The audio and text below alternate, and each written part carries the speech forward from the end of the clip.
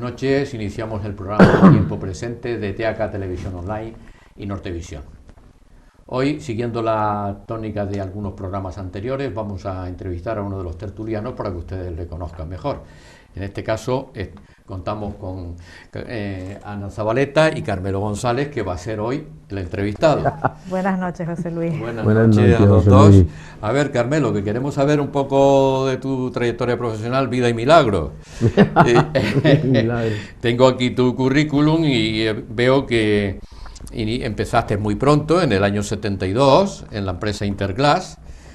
Pero por abajo, empezaste por abajo y fuiste muy rápidamente ascendiendo la empresa, te dedicas a estudiar informática y llega un momento, empiezas medicina y lo dejas. Cuéntanos un poco esa etapa inicial de tu experiencia profesional.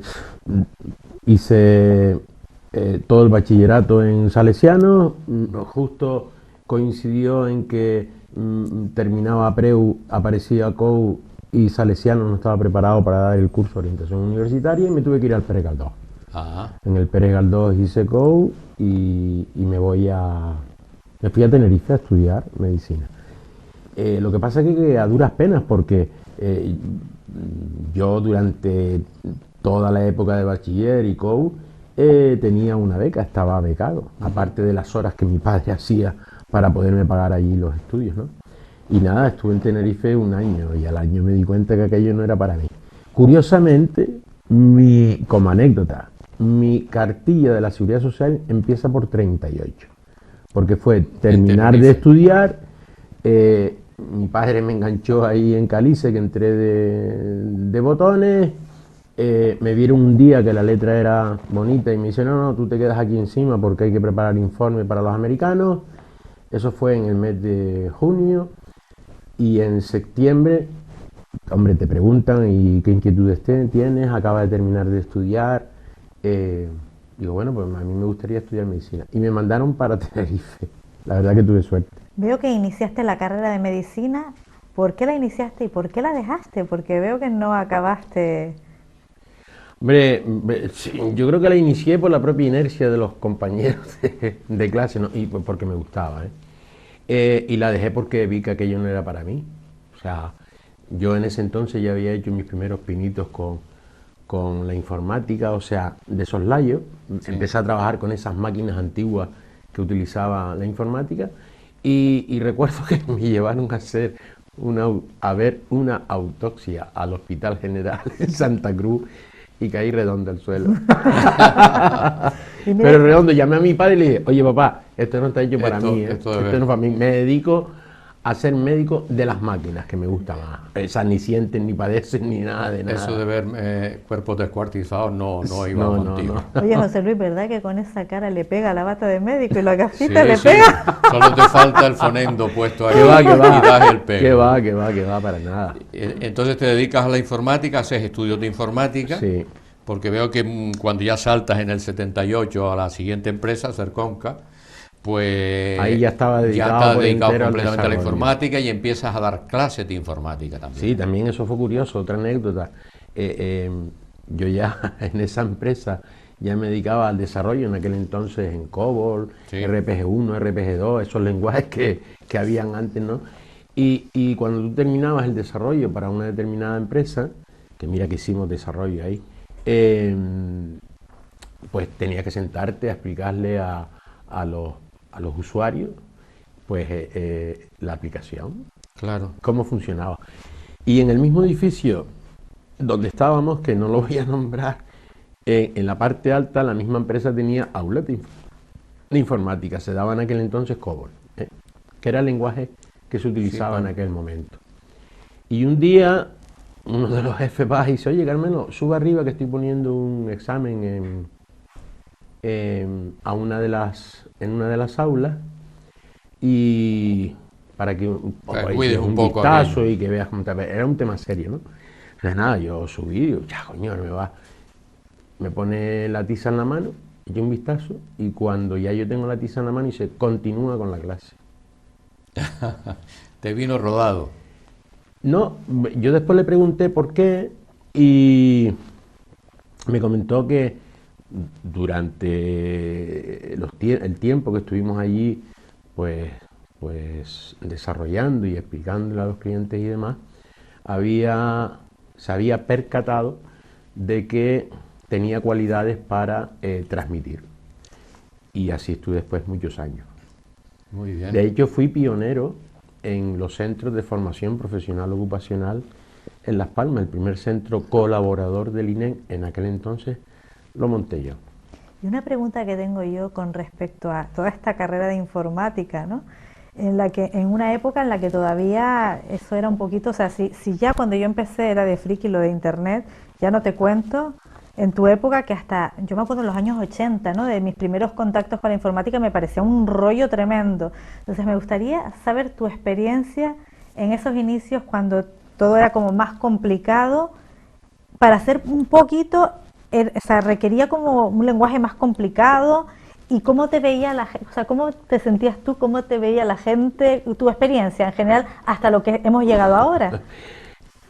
No, éramos personas normales. Sí éramos en aquel entonces algo especiales porque éramos muy pocos, ¿no? Y aparte de ser muy pocos, yo cuando en las clases que impartía, yo siempre ponía un ejemplo, y tú de esto, José Luis, creo que conoces también un poco, ¿no? Bastante.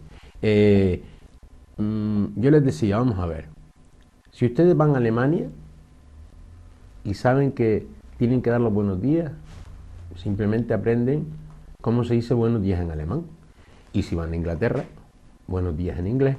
Y si van a Francia, buenos días en francés. Y así con cada uno de los países y con cada uno de los idiomas. Entonces yo les decía, el ordenador de alguna manera también tiene un idioma genérico y después tiene un idioma propio para programarse. Lo importante de todo esto es saber ustedes en qué momento tienen que decir buenos días, buenas tardes o buenas noches. Entonces, ¿eso qué es la lógica de programación? Porque la lógica no va a cambiar nunca. Claro. Yo recuerdo de ponerle a los alumnos ejercicios como, ¿me pueden decir los pasos a la hora de cruzar un paso peatones? Todos caían. Todos caían. A todos se los fulminaba un coche. O escríbame usted los pasos para freír un huevo.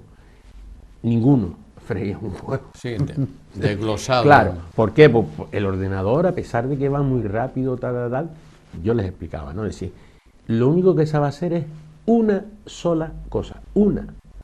El ordenador no sabe saltar, bailar y cantar. Cosa que hace el humano. Lo que sí, el ordenador es mucho más rápido que la mente humana, y cuando le dices salta, todavía no está terminando de decirlo y ya ha saltado. Baila, come, etcétera, ¿no? Claro. Y la verdad es que sí, teníamos cierto... No nos miraban mal, no nos miraban mal, al contrario. De todas maneras, la pregunta no va tanto en cuanto a cómo los miraban, quizá eso es parte de todo, sino cómo, porque hemos hecho un salto cuántico desde que esto empezó. Mi tropezón fue... Hasta el día de hoy. Mi tropezón fue... Además me enfadé muchísimo, ¿no? De hecho, abandoné durante un tiempo porque no lo asimilé. Justo cuando apareció en el año, me parece que fue en el 85, ¿no? 83, 85, cuando apareció Windows en el mercado. Cuando apareció el primer Office, yo decía, pero coño, perdón, ¿cómo va a ser posible esto, no? O sea, ¿por qué?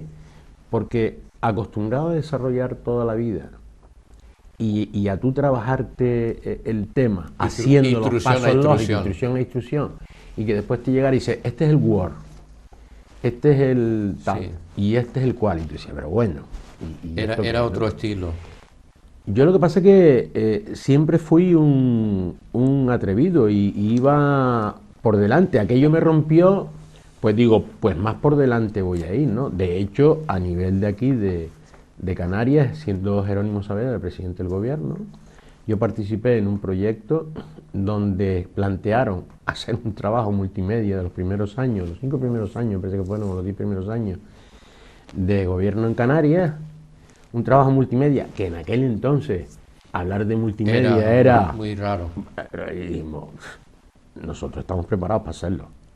Una coña. Y no, nos tuvimos que poner y salió. Y posteriormente, en los 90 al principio, con un campeonato que se hizo aquí del mundo de petanca.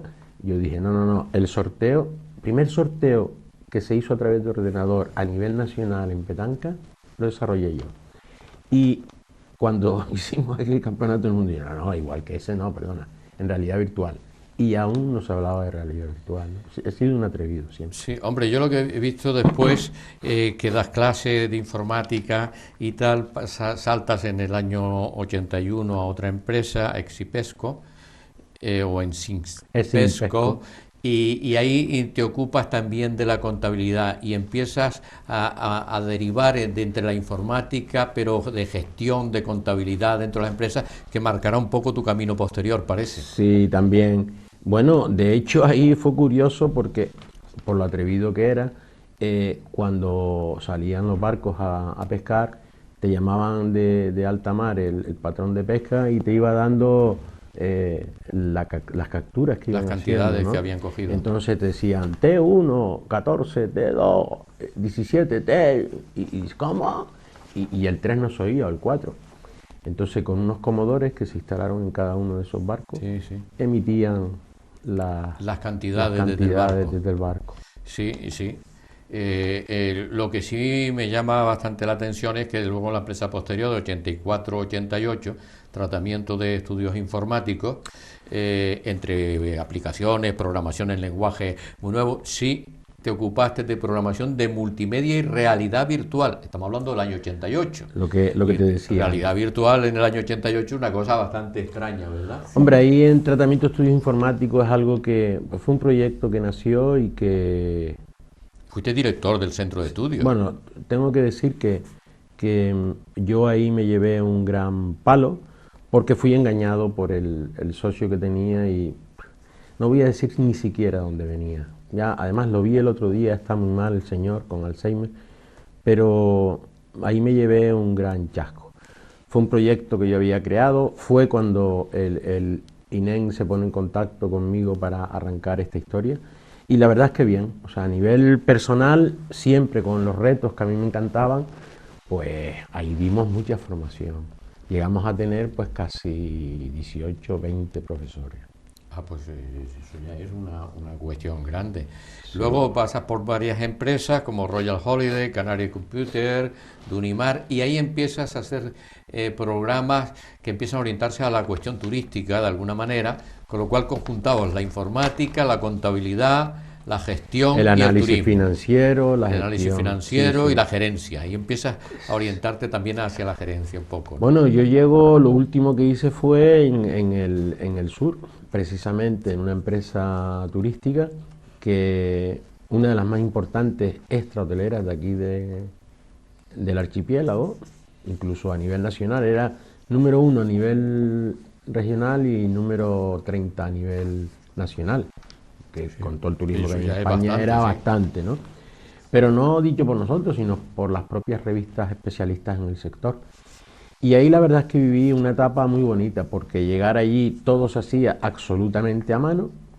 Me dieron la libertad de contratar un equipo de desarrolladores, éramos 4, y desarrollamos un front para turístico, para cuestiones turísticas, supermercados, bares, mantenimiento. La verdad es que se hizo una labor muy buena. Y la verdad es que, como todo, yo era uno más dentro del proyecto. Sobre todo porque siempre me ha gustado delegar y rodearme de personas que además a mí me puedan enseñar también. Hombre, eso con la dilatada experiencia pues no debió ser fácil. Que eso con tu dilatada experiencia, encontrar gente preparada, sí, siempre hay. Pero... Un poco remitiéndome, aprende, sí. Un poco remitiéndome a lo que decía Ana antes, es decir, la informática ha evolucionado tan deprisa que yo recuerdo la primera persona que contraté, una chica de 20 años, 19 años en aquel entonces, que acababa de salir de formación profesional ocupacional. La formación profesional ocupacional hacía unos años que se había introducido. De hecho, yo me presenté a tercero, cuarto y quinto, aprobé tercero, cuarto, quinto y no terminé porque el inglés se me Atravesó, estaba atravesado, estabas trabajando, tenía compañeros ahí, profesores, decía, Carmelo, coño, termina y te metes, por el inglés, termínalo ya. y te metes a dar formación, te metes en la formación profesional, que además tienes cualidades para eso, ¿no? Pero no, yo seguí mi ritmo. Y esta chica me dijo, dice, yo no tengo experiencia ninguna, pero le garantizo que lo que me ponga delante me lo como. Se lo aprendo. Dicho y hecho. Son momentos, anécdotas que uno tiene Sí. que no se te van a olvidar en la vida. Sí, vamos. que lo importante es la voluntad y La capacidad voluntad. de hacerlo, que de los conocimientos claro. acumulados. al final Y se aprendí olvida uno. porque recién salida, con formación profesional, para estar al día tenías que ser como los médicos, qué curioso, ¿no? Todo el día que estudiando. tenías que estar leyendo. Yo estaba asociado a 4, 5, 6 revistas, incluso 2 de ellas americanas, para estar al día, pero era imposible, ¿no? Y sobre todo por el ritmo de trabajo tan frenético. Aparte que yo creo que siempre aprendemos todos de todos, el que tiene experiencia porque la tiene, y el que no la tiene a veces también, las mentes vacías, lo bueno que tienen es que a veces no tienen alguna limitación Y vicio. que te ayuda a ver cosas a lo mejor que no te habías parado a mirar, Claro, entonces siempre es positivo. No están deformados Sí. por Sí, la propia exactamente. estudio y entonces ven las cosas de Claro. otra manera. Y yo creo que todo al final suma, todo, tanto lo uno como lo otro. Yo lo que sí veo es que a partir del 2006 comienzas de pronto ya por tu cuenta, ¿no? Dejas de trabajar para otros y empiezas a trabajar ya más como empresario, como autónomo. Dejé el sur y fue curioso porque estando trabajando allí, empecé a llevar un par de comunidades y bueno, aquello te daba un extra a final de mes, pero me empezó a gustar aquello. a gustar, sobre todo por el tema de las relaciones humanas. A mí me encanta, o sea, me gusta, yo creo que tú lo conoces un poco, Ana, me encanta el tú a tú con las personas, ¿no? Y curiosamente, o sea, tenía una parte que ya estaba hecha, que era contabilidad, la parte financiera, toda Claro. esta historia ya. De hecho, cuando me matriculé en estudios de empresa, al mes ya tenía superadas 2 o 3 asignaturas. Y me dediqué pura y exclusivamente a lo que era propio del tema de administración de fincas, ¿no? Empecé con 1, con 2, con 3, con 4 y al final cerramos el año pasado el despacho con 52, o sea que se incorporó mi hija después. Mi hija también trabajaba en la empresa donde yo estaba, también tuvo un ascenso rápido, ¿no? Ella empezó cogiendo el teléfono y a los 6 meses ya era responsable de un área dentro de la empresa, ¿no? Pero bueno, creo que es más curranta que el padre, es más responsable que el padre. No, lo que yo sí he visto, Carmelo, en tu historial profesional es que has tenido la capacidad de ir adaptándote y evolucionando en el tipo de trabajo. Se empieza por informática, se deriva hacia la enseñanza sigues manteniendo la programación, los desarrollos, pasas a la cuestión turística y sigues aplicando todo eso, y con la contabilidad, es decir, que te vas apoyando en los conocimientos anteriores, Claro. y evolucionando. Era el único palo que no había tocado. O sea, dentro del mundo del desarrollo había pasado por todos los sectores productivos. Desde hacer desarrollo para asesores fiscales, al principio, ¿no? Para graduados sociales, el mundo, la panadería. Hombre, te voy a nombrar empresas, o sea, la empresa donde yo estaba en ese entonces, la Serconca, desarrollamos para el 7up, Refrescos Ni, el Corte Inglés, etcétera, etcétera, etcétera, porque además éramos pocos. Y en aquel entonces aquí estaba Gisper con Philips, NSR, y después aparecía por ahí Siemens, Sí, Olimpia, ya alguna más. más residualmente. Fui el que traje el primer Spectrum aquí Fuiste. a Canarias, escondido en un saco de papas, que venía de Inglaterra, Yo estaba haciendo pasar la aduana, contrabando de... para no pasar la aduana. Menos mal que eso ya ha prescrito. Sí. Por eso lo digo, porque si no, cállate, claro. Carmelo. Bueno, vamos a hacer una pequeña pausa y volvemos enseguida con ustedes. El ahorrador de electricidad Staminal, tras muchos años de instalación en Canarias y ser elegido como producto del año en ahorro energético a nivel nacional, le ofrece la posibilidad de ahorrar de un 15 hasta un 35% de su consumo en su factura de electricidad. Sea cual sea su negocio local o industria, Estaminal tiene el ahorrador que se adapta a sus características. No se fíe de las imitaciones. Estaminal solo hay uno, con las homologaciones de la comunidad internacional. No deje que los gastos abusivos de electricidad afecten a la economía de su negocio. Pídanos presupuestos sin compromiso al 928-481-249. Ahorrador industrial de energía Estaminal. La solución a su excesivo consumo energético. Recuerde, ahorre de un 15 a un 35% de su factura de electricidad.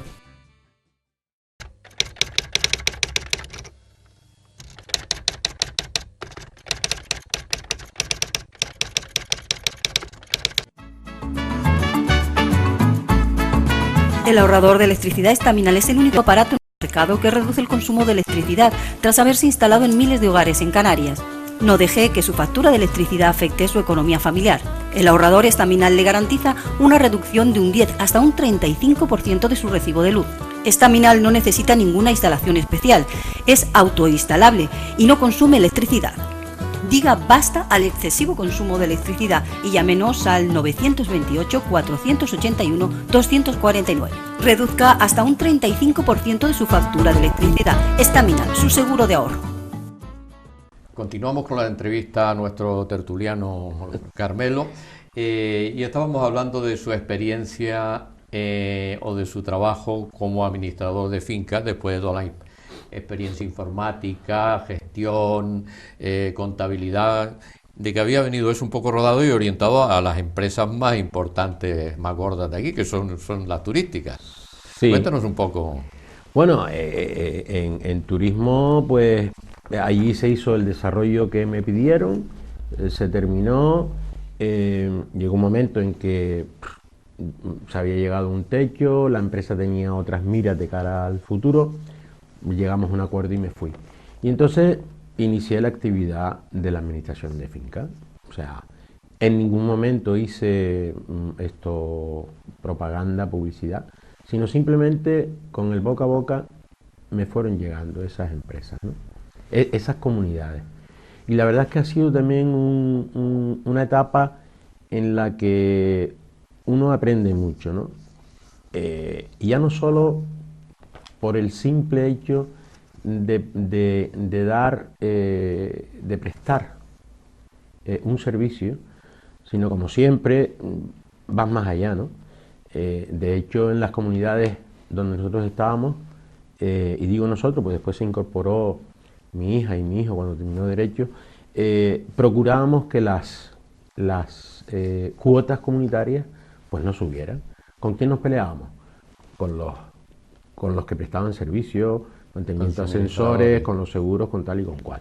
¿Por qué? Porque justo en esa época pasamos una crisis económica y las comunidades, independientemente del tipo que sea, independientemente del poder adquisitivo que tuviera los comuneros, ¿no? Entonces, y ahí es donde realmente está bonita la labor de un administrador, ¿no? O la labor de un gestor. ¿En qué? En conseguir pues lo mejor posible para esa comunidad, ¿no? Y de hecho, la verdad es que al final ya cuando se incorpora mi hija al despacho, que ella coge las riendas, al final le pasó factura y tuvo que decir hasta luego, pero insisto, fue una etapa también muy bonita y en la que se aprende mucho porque llegamos a tratar con 5.000 propietarios. Entonces, Muchísimo. Es mucho, ¿no? Y luego con todos los perfiles que existen dentro de eso, al final ya te aburres, ¿no? Porque cuando en esta historia, ¿y quién es el culpable? Siempre es el administrador o el gestor, Claro. ¿no? Además no debe ser sencillo con tanta gente con pensamientos diferentes, ¿no? Administrarlo Muy difícil. Lo que pasa es que hay que hacer también mucha pedagogía dentro de ese mundo, ¿no? Claro. Mucha pedagogía. Lo más cómodo, el que se lo plantee, o sea, el profesional que se lo plantee y dice, bueno, yo sé que voy a estar aquí un tiempo determinado, que cuando entre otro presidente, pues yo podré estar o no podré estar, depende, ¿no? Depende también del servicio que tú prestes. Y a lo mejor el trabajo que realizas es simplemente limitarte sin entrar realmente a gestionar, sabes que hemos hablado en otros programas y a mí lo más que me gusta es la gestión. O sea, cómo conseguir los mejores resultados con el mínimo esfuerzo económico y de tiempo. Eso es lo más importante. Pues entonces estás maximizando Claro. tu trabajo. Optimizando, Optimizando los Se resultados. trata de hacer más con menos. De todas maneras, yo y sigo insistiendo aquí porque es el tema mío, que me gusta a mí. Tu paso de trabajar para otros a ser autónomo ya, ¿fue casual o realmente era algo que a ti era una inquietud que tú tenías de alguna vez trabajar exclusivamente para ti? Era una inquietud que estaba ahí, ¿no? O sea, no me puedo quejar de ninguna de las empresas donde he estado. Mi padre nunca me perdonó que me fuera de Interglass, de la primera empresa. Nunca me lo perdonó. Y no me lo perdona porque todavía está vivo. Lo que pasa es que hay momentos en los que tienes que tomar una decisión. Claro.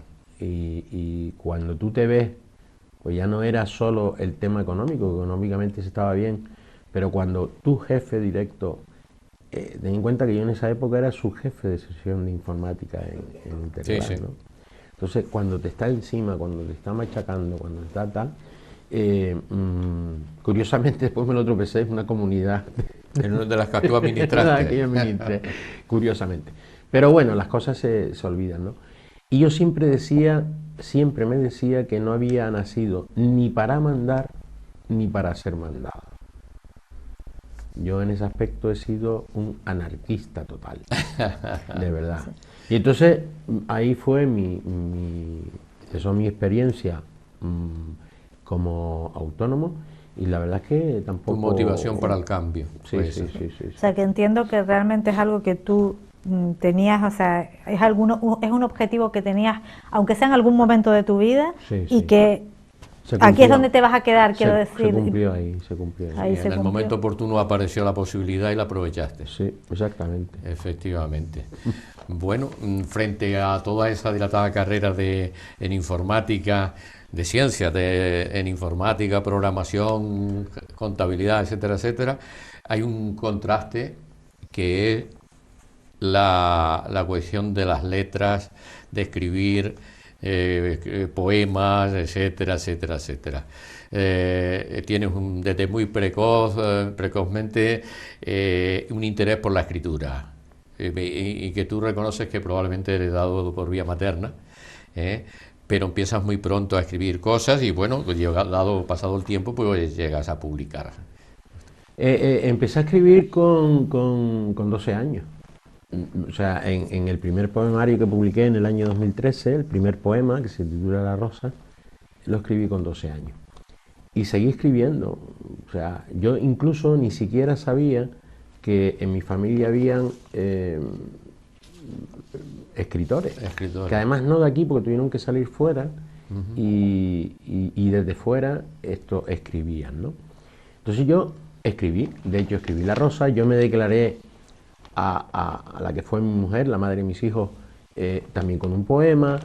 Siempre he estado escribiendo. Y además porque es una manera de vaciarte y de desnudarte delante de un papel en blanco. Y además de poner ahí los sentimientos, las emociones. Entonces, nada, yo escribía y siempre quise publicar. Pero las personas que tenía a mi alrededor me decían, pero si eso no es para ti, eso cuesta mucho, eso tal. Y nunca, jamás me puse a ello. Lo imaginaste. Me puse a ello. Era uno de mis sueños frustrados. Y además surge el tema de la escritura, porque yo en el año 2013, en esa búsqueda que llevaba, yo decía, no puede ser, aquí falla algo, no soy feliz, no me siento a gusto, no estoy bien, tiene que haber algo más. ¿Vale? Ya. Y entonces me sucede algo que me meto en una línea en la que mi vida da un vuelco. Un vuelco, sí, porque en 2013 presentas tu primer poemario, Sentimientos de un soñador. 27 de julio del 2013, yo voy de una manera, vamos, sin esperar nada. Me voy a un evento que me invitan de Laín García Calvo, cruzar la plaza, el famoso, ¿cómo se llama? No me acuerdo ahora. No me va a salir a mí tampoco, No pero me yo sale. estuve allí. Tú estuviste allí, ¿no? Firewalking. El firewalking. Entonces, voy por mi madre. Por la noche cuando terminé, yo no me lo creía. Perdí muchísimos miedos que tenía. De hecho, en ese sitio, en ese momento, perdón, en ese taller, como le queramos llamar, la pregunta que me hicieron es: ¿tienes que escribir cuál es tu sueño? Yo puse: publicar mi libro. Eso fue el 27 de julio del 2013. Y yo presenté el 27 de noviembre de 2013 en el Gabinete Literario, Salón Dorado.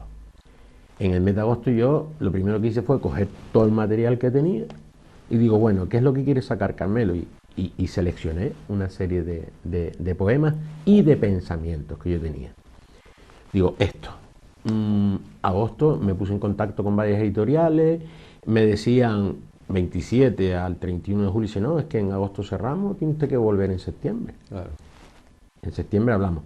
Pero ya conocía las condiciones de las editoriales y yo se los mandé, les mandé los trabajos y me decían, no, pero usted no va a empezar a cobrar hasta dentro de 2 años, nosotros se lo publicamos y tal, y luego ya tal. Digo, madre mía. Total, que me tropecé con otra persona que pues yo no recuerdo si había hecho también el firewalking, no sé cómo la conocí. No, porque era amiga de otra persona y entonces ya me cuelo en el tema del Reiki. Y a través de otra persona me presenta aquí a un editor y el 27 de noviembre estábamos presentando. ¿Qué quiero decir con esto? Pues además yo, a partir de ahí, mi vida cambió y estoy totalmente convencido. Cuando se quiere un sueño, si se lucha por él, se trabaja y se tiene constancia, se consigue siempre. Se conseguirá antes o después, dependiendo de la intensidad que tú le pongas, a ese proyecto. Totalmente Si de la acuerdo. intensidad es poca, pues tardarás 1 año. Pero si la intensidad es alta y empiezas a vibrar de forma fuerte, lo consigues, pero vamos, seguro. A mí me llama la atención que entre la rigidez del lenguaje de ordenador, que está muy encorsetado y muy definido, y luego contrastas, es un hombre de contrastes, con la apertura del lenguaje poético, que es mucho más amplio y mucho más Pero es emocional. que, José Luis, Ana, ten en cuenta que yo, antes de descubrir que la informática iba a ser gran parte de mi vida profesional, aún lo sigue siendo hoy, ya yo escribía. Ya escribía. Claro. Ten en cuenta que yo empecé a escribir a los 12 años y yo la informática empecé a trabajarla en sí con 18, 19 años. Y de ahí hasta los 19 ya yo tenía mi Sí, pero que mantener las dos cosas simultáneamente es un contraste bastante fuerte. Equilibrio entre hemisferio izquierdo y hemisferio Una derecho. vez me dijeron, dice, ¿cómo es posible que un hombre de ciencia escriba poemas. este tipo de poemas? ¿Y Bueno, por, pues yo y creo por que qué también son elegir? ¿Por qué sensibilidades. elegir? Parece que tenemos que ser de uno o de otra y No, puede no. ser que tu habilidad sea esa. Que la pero ciencia quizás es precisamente. algo más rígido, encorsetado, no tiene que ir prácticamente por un solo camino, mientras que la poética pues Pero tiene caminos muy espérate, amplios. pero José Luis, las emociones y los sentimientos no tienen nada que No ver tienen ni nada con que la ver. ciencia ni con las letras. No, Eso te lo garantizo. efectivamente. Con ninguna de Eso- las dos cosas. Eso es una de las cosas que contrastan y bueno, después también participas en cuestiones literarias en grupo, no solo individuales, sino con, Bueno, con otras claro, personas. a partir de ahí empiezas a conocer este mundo, te enganchas a Facebook, estuve en Facebook como 3 años publicando todos los días contestaba uno por uno, daba las gracias y demás. Cuando no era un poema era un pensamiento, cuando no era un pensamiento era una reflexión, pero todos los días. Estuve 3 años publicando todos los días, ¿no? Y todos los días contestaba. De hecho, le dedicaba por las noches 5 o 6 horas a este tema. Qué bueno que después conocí a otras personas, a Ina Molina, mi compañera hoy, a Esteban Rodríguez, montamos constituimos una asociación, Letras y Sonido, empezamos, y nos criticaron muchísimo, empezamos a hacer recitales, conocimos también a otras personas, nos unimos y empezamos a hacer recitales de este tipo, pero recitales de poesía, donde conjunto con otras personas, claro. Unimos poesía, música, vídeo, tal. Yo estuve en algunos, Hubo uno en Arucas, me parece. En Arucas, estuve en Arucas. O sea que tenías la actividad muy metido en la actividad artística. Una pequeña pausa y volvemos.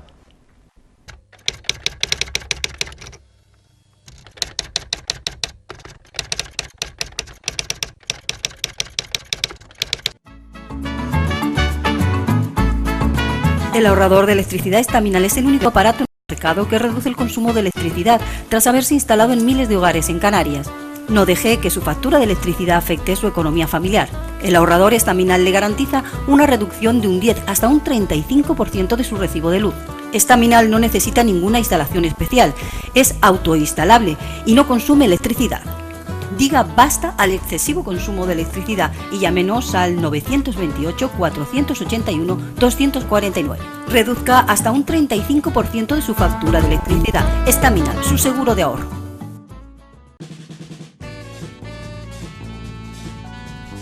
El ahorrador de electricidad Estaminal, tras muchos años de instalación en Canarias y ser elegido como producto del año en ahorro energético a nivel nacional, le ofrece la posibilidad de ahorrar de un 15 hasta un 35% de su consumo en su factura de electricidad.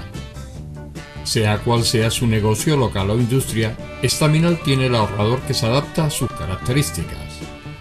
No se fíe de las imitaciones, Estaminal solo hay uno, con las homologaciones de la comunidad internacional. No deje que los gastos abusivos de electricidad afecten a la economía de su negocio. Pídanos presupuestos sin compromiso al 928-481-249.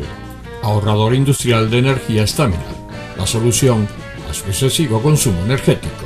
Recuerde, ahorre de un 15 a un 35% de su factura de electricidad.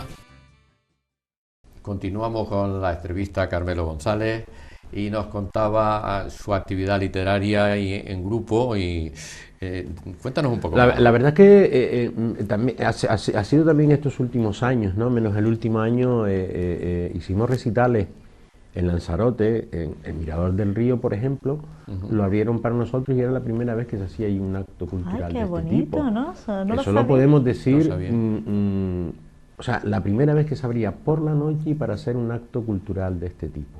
Es lo que nos transmitieron y eso es lo que transmito. Pero creo que fue así, ¿no? Pero qué emocionante. A mí es que además encima yo soy amante de Lanzarote, o sea, que me dices eso. Sí, a eso nosotros le dimos un nombre que es un paseo por las emociones. Publicamos un libro entre los tres también, un paseo por las emociones. Lo que pasa es que después, claro, te metes otra vez en la dinámica, en otras historias y vas perdiendo esa parte. Yo no he dejado de escribir, sí quiero publicar el año que viene 2 libros, porque uno tenía que haber sido este año y otro era para el año que viene. No hemos dejado de escribir, no he dejado de escribir y seguramente que cuando me retire me dedicaré pura y exclusivamente a la escritura. Es más, tengo 4 libros empezados, 4 novelas empezadas y están todas a medio. Entonces espero algún día tener tiempo. Desarrollarlas. Sí, terminarlas. Me encanta. También participas en una obra multidisciplinar del pintor canario Felipe Juan, una colaboración interesante con la imagen. Sí, Felipe Juan, un pintor canario y además me gusta su pintura, ¿no? Hace 4 años, pues él saca todos los años una determinada obra pictórica. Todas terminan en facaluz, no sé qué luz, tal. Y entonces por cada uno de sus cuadros, él ha incorporado a esa obra distintos poetas de aquí, escritores de aquí, y entonces te dice, oye, este es tu cuadro, lo que te inspire, ponle un poema, un texto, ¿no? Y de momento sigue contando con nosotros, ¿no? Luego también en Territorio de Escritores, que es una página de Facebook, se llama Territorio de Escritores, donde ahí todas las semanas salía un concurso, no un concurso, sino se ponía a ver en prosa y en verso un texto y luego se puntuaba, ¿no? Entonces, pasado un año, año y medio, entre todos decidieron pues publicar un libro con 10 temas de cada uno de los que participaron. Ese no está en el mercado, ese simplemente se hizo para España, Latinoamérica, que habían escritores de allá también, y de algunos escritores creo que en Tenerife había una chica y en Península hay unos cuantos, ¿no? Y la verdad es que interesante. Muy interesante. Maravilloso.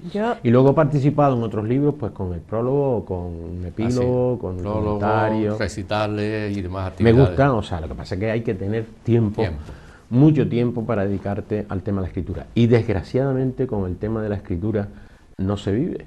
¿Por qué? Porque además se consume muy poco, se lee muy poco. Se lee poco. Pero bueno, de todas maneras vamos a hacer un repasito de todo lo que has hecho. Primero la informática, luego salto a gestor de comunidades, contabilidad, luego viene la época de la escritura, las artes, espiritualidad, comunicador y ahora también actor. Que eso no lo sabíamos.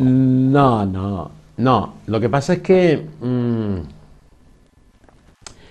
por el tema de los recitales, que además cuando subes a un escenario, sinceramente, yo me muestro tal cual soy. O sea, recito y al recitar hay que transmitir, sobre todo si lo escribes tú. Creo que en 2 ocasiones he recitado algo que no he escrito yo. Y la verdad que no es lo mismo. Cuando tú escribes y además lo recitas, no lo lees, lo recitas, lo interpretas, lo dramatizas. O sea, estás expresando ese poema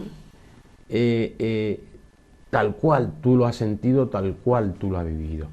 Y eso se nota en el espectador cuando sabes si le está llegando o no está llegando. Yo no sé si tú has estado en alguna de los temas nuestros. O sea, por eso ahora nos ha entrado el gusanillo ahí y a mí porque hay cosas que tienes que aprender. Dice, bueno, ¿por qué no meternos en la escuela de actores de Canarias simplemente por curiosidad? Igual dentro de un año, año y medio salta la liebre, pero porque además, no voy a adelantar nada, un escritor, pintor, escultor y algo más de aquí, famoso, nos dijo que quería llevar a un corto y al teatro una obra que nos ha pasado, una obra escrita para 2. Entonces, bueno, la verdad es que en los 2 meses que llevamos hemos aprendido muchas cosas, muchísimas cosas. Y no es sencillo. Por ejemplo, hoy es lunes, ¿no? El miércoles tengo interpretación con un compañero de allí. Hoy es viernes. Hoy es viernes. Hoy es viernes, sí, yo estoy como una cabra, hoy es viernes. Sí. El próximo miércoles tengo interpretación en la escuela con otro compañero, ¿no? Y seguramente el 23 de marzo pues tendremos otra, porque es el día del actor. Y bueno, al final te va entrando también ese gusanillo. El gusanillo. Como que ya también nos hemos puesto a ver si escribimos una pequeña obrita de teatro. Y... El gusanillo artístico le tira muy fuerte, ¿eh? Sí, pero también es verdad que como polifacético que eres, porque lo eres, estuviste vinculado al mundo del deporte, en el Bola Canaria y Petanca, y sacaste el título de gerente superior de entidad deportiva y técnico nacional. Y luego te metes en el Reiki, en la parte espiritual del Reiki, que está todo asociado con el arte también. Mis locuras, José Luis. O Está sea, asociado un poquito con el arte, la espiritualidad. en el deporte, y el echando una deporte. mano en la Federación Canaria, ¿no? Y bueno, estás ahí, al final te dicen desde el gobierno canario, oye, mira que vamos a sacar un curso de gerente superior de entidad deportiva y tal, y te apunta 6 meses, 4 horas y media todos los días. O sea, que no era una horita, un sábado, no, 4 horas y media todos los días. La verdad es que bien interesante porque, insisto, aprendes cosas nuevas. Con el tema del Reiki fue de rebote. Yo, vamos, digo, bueno, pues nada, hacemos el primer nivel y el segundo nivel. Aquello a nivel personal me ayudó muchísimo. Te cuento, vengo de una familia religiosa, cristiana hasta la médula. Eso lo llevaba yo también dentro. Y en esa búsqueda que les decía antes, yo decía, no puede ser. O sea, aquí falla algo. Entonces, cuando me pongo en ello y encuentro ese camino, mi vida cambia totalmente, ¿no? O sea, me planteo cosas, muchísimas cosas, desde el punto de vista de lo que tú has aprendido desde pequeño. Ten en cuenta que yo tuve, lo voy a decir de otra forma, tuve que desaprender para aprender de nuevo. O sea, tuve que vaciarme completamente, pero completamente, para volver otra vez a llenarme. Para que entrara lo nuevo. Para que entrara lo nuevo. Y es fuerte, o sea, amigos míos que empiezan a separarte de ti. De hecho, en mi familia me decían, tú estás loco, ¿en qué secta estás?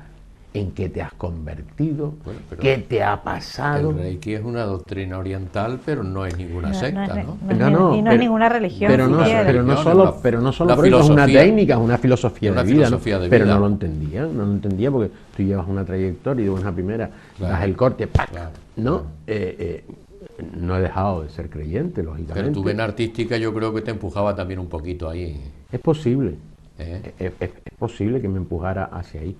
Hice primero y segundo. Cuando fui a hacer el tercer nivel, el día que estaba programado me surgió un problema, a la siguiente vez me surgió otro problema y hice el nivel número 3 creo que un año y medio más tarde. Y justo creo que fue el año pasado o el anterior, ¿no? El anterior, a finales hicimos la maestría, que además somos hermanos de maestría, ¿verdad? Somos hermanos de maestría, sí. Lo hicimos Y la juntos, verdad sí. es que al mismo tiempo que hice el Reiki, empecé a ver otras técnicas, el Ho'oponopono, la aromaterapia, la cristaloterapia, y bueno, un poco para mantenerte en esa situación de... Yo sé que ahora dado... me he bajado de un nivel, ¿no? Quizás también porque el trabajo te vuelve otra vez a envolver y en esa luz ya estoy ahora mismo diciendo, no, yo tengo que salir de aquí porque... Hombre, el trabajo consume energía que te la ¿Pero quita de lo que dedicas a lo otro. por qué crees que has bajado de nivel? ¿A qué te refieres? De participación, más No. bien, O sea, hace 2 años o 2 años y medio yo estaba vibrando muy bien, pero que muy bien. Hoy en la actualidad esa vibración, además yo la noto, Ana, José Luis, no es la misma que hace 2 años y medio. Bueno, pero ¿Por son qué? partes de tu proceso, ¿no? Claro, efectivamente yo soy consciente de ello, ¿no? Entonces, como soy consciente de ello, digo, ¿qué tengo que cambiar? ¿Qué hay dentro de mí que no me está dejando o no me permite estar otra vez en esa línea, en esa vibración, en ese nivel, ¿no? Es muy bonito. Además, sobre todo porque te sientes feliz, te sientes bien, te sientes a gusto. Yo te puedo contar anécdotas que me han ocurrido y te dice, oiga, pero ¿de dónde viene? Digo, coño, Lo importante es que te han ocurrido y que te has sentido bien, ¿no? ¿Por qué? No, efectivamente, sino situaciones en las que te ves, que te dices, pero bueno, si yo no llevo aquí ningún cartel que diga esto, aquello, lo otro, sino en el propio trato con la... No, pero te ayuda a sobrellevar además situaciones que en otras, que si no tuvieras esa preparación no llevarías igual de bien. Sería mucho más interesante. Para claro. mí, por lo menos a mí personalmente, ha sido un cambio en ese sentido también. O sea, que solo toda esa preparación espiritual, todo ese te ayuda a enfocar las cosas de otra manera y a no ver tanto drama, ¿no? Sí, sí. Y en la misma situación, antes de la preparación, acción. yo hubiera llevado cosas fatal que gracias a la preparación las Y he ya- llevado se bien llevan o no mejor. tan mal o mejor. Y ahora en la actualidad, pues yo también he tenido siempre un sentimiento de ayuda hacia los demás, ¿no? De forma personal, particular. Y ahora pues estoy prestando mis servicios en una fundación que se dedica al tema de las adicciones y que me siento súper feliz porque además en el año 88 a nivel nacional se dio un curso de informática a 30 alumnos, a 30 toxicómanos en aquel entonces, y 2 años estuve con ellos. Y hoy mira por dónde vuelvo otra vez a estar en el mundo de las adicciones. Y te sientes a gusto, feliz, a pesar de que es una fundación privada. O sea, cuesta dinero el desintoxicarse, ¿no? Sí, claro. Adicciones de todo tipo, o sea, no solo es un tema de droga, sino, o sea, de sustancias, sino también de no sustancias, y sobre todo hoy que está a la orden del día el tema del juego, Adicción del juego, de las lo que máquinas, te iba a del tal decir. y del cual, ¿no? Sí. Y la verdad es que bien, te sientes bien y a gusto. Pues muy interesante de ese tipo de actividad completamente diferente a la otra, ¿no? Quizás era lo que me faltaba ya por hacer, pues ya me quedan poquitos años, bueno, depende, según la ley dice que te quedan pocos años para retirarte, pero como yo me voy a retirar a los 80, no hay ningún problema. Tal como van las cosas no se sabe. En fin, Carmelo, se nos está acabando el tiempo. Estaríamos mucho más tiempo hablando con Carmelo y que él contándonos sus anécdotas. Desde luego es un hombre que ha empezado por la parte dura de la máquina, los ordenadores, el hardware, sigue con el software, la parte más inmaterial, y de esa parte inmaterial llega al arte, a la fotografía, a la escritura. Y por último, como sublimación de ese proceso, pues a la espiritualidad. Bien, se nos ha acabado el tiempo, como les dije. Deseamos que les haya gustado y esperamos verles de nuevo con nosotros en el próximo programa. Buenas noches. Buenas noches.